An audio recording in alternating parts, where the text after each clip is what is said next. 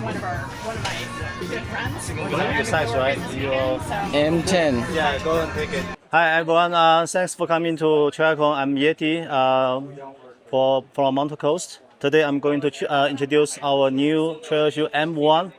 This is our flagship model for long distance mountain running, and we call it a mountain cruiser. Compared with T1, this has a wider bottom. You can see much wider for stability.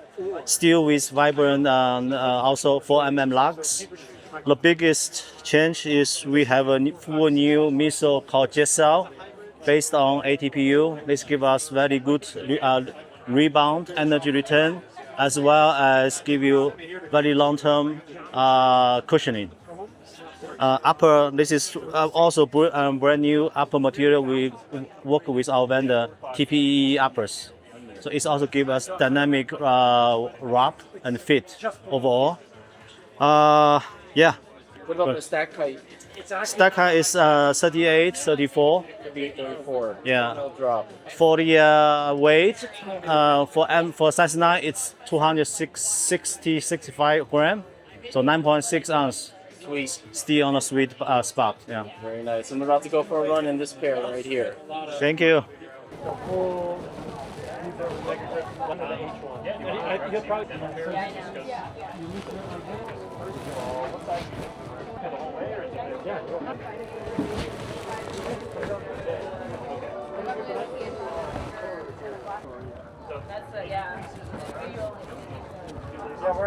When I started 20 months ago, we were at 19 accounts, and we're up. So, which is a drop in the bucket, I think.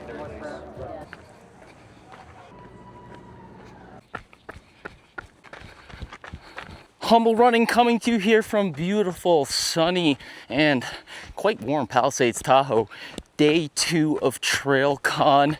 Broken Arrow Sky Race in the books. I completed the triple. If you want to see some scenery from the course, reporting on my shoes and gear, check out my latest 2 videos.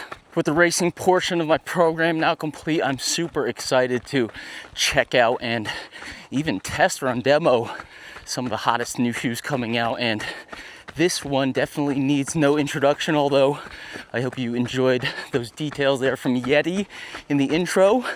This is the highly anticipated Mount to Coast M1.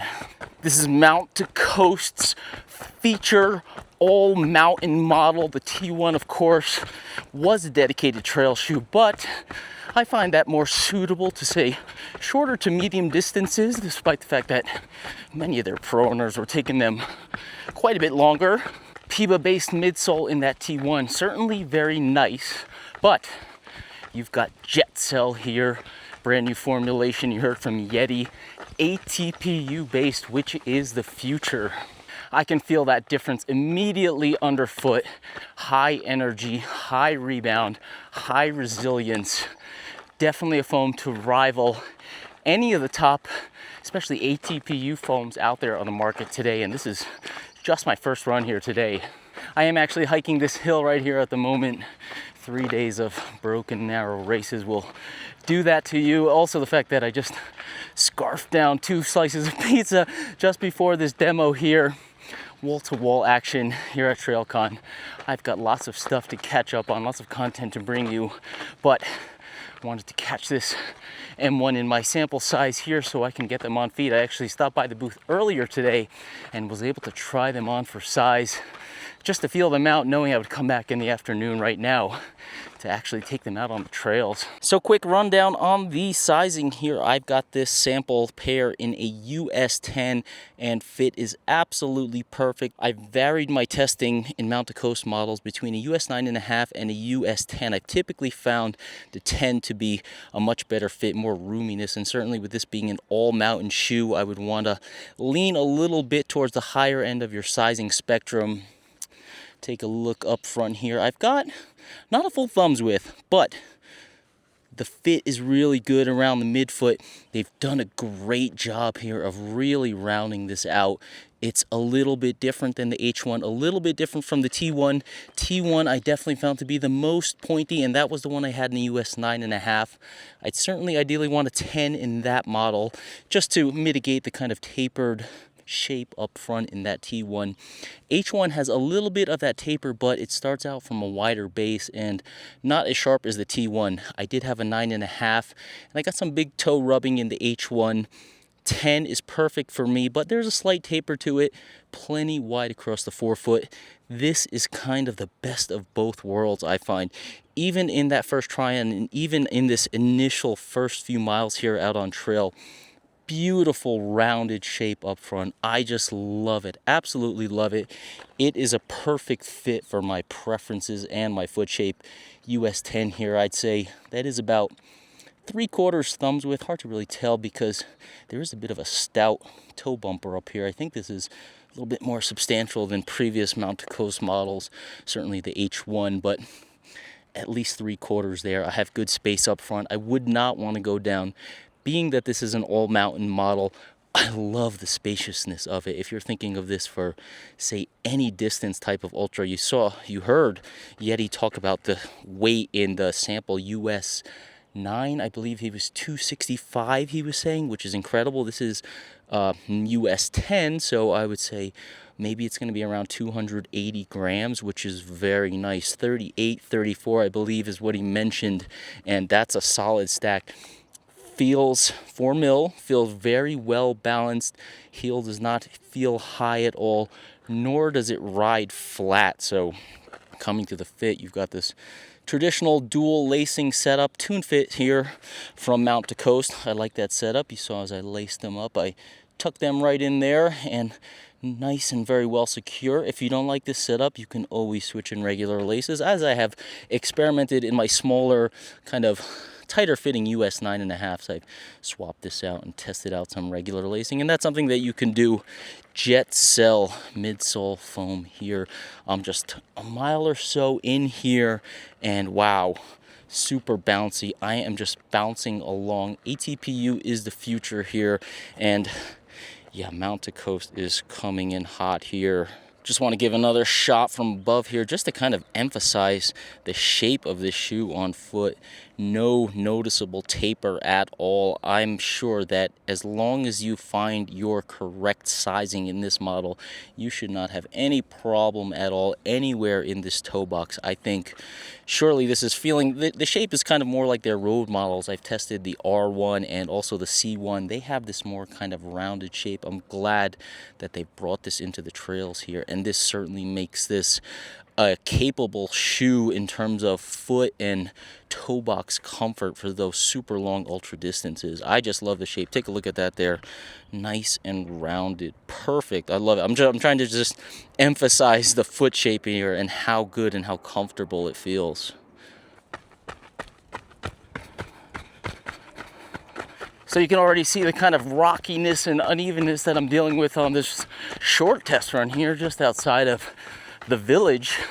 I could already feel the bounciness, the energy underfoot. And I can tell that's something that's going to have to be managed out on the trails, certainly in this kind of rocky and technical terrain. But the bounce of it, the energy underfoot, softness and cushion, and extreme lightweight. I mean, 38, 34, say around 280 grams in this size here. That is very good, a very good ratio. Protection underfoot is also a major factor when you're considering an all-mountain shoe. Again, go back and check out my 2 race videos from the Broken Arrow course here. I definitely talked about those factors in kind of going back and forth between the Scirocco 2 to the Kip Summit race and back to the Scirocco 2. Talked about being able to just plow through stuff with the more protective Kip Summit race and having to be a little bit more agile in the Scirocco 2. Being that that kind of consideration is top of mind, especially out on the same trails over here right now, I do think that this is plenty protective enough.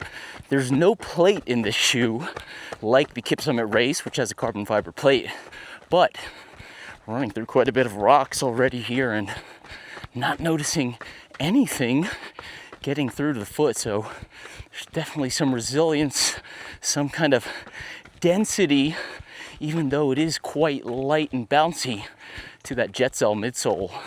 I also noticed that I'll have to be less cognizant of foot placement due to that protective factor. Higher stack height compared to the Scirocco 2 or a shoe similar to that.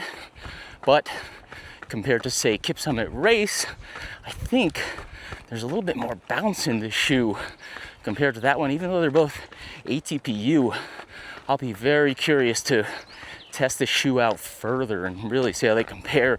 This one, again, without having any type of plate. Doubling back here now.